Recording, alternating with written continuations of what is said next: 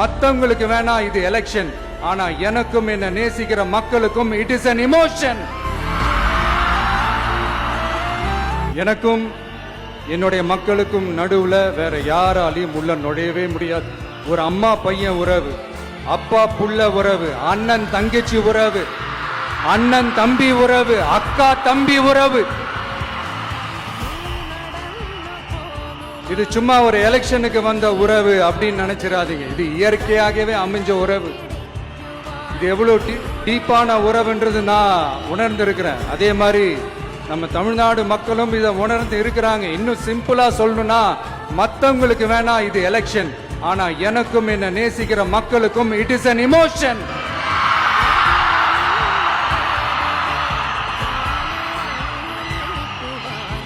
And it is not an ordinary emotion. It is a powerful oceanic emotion.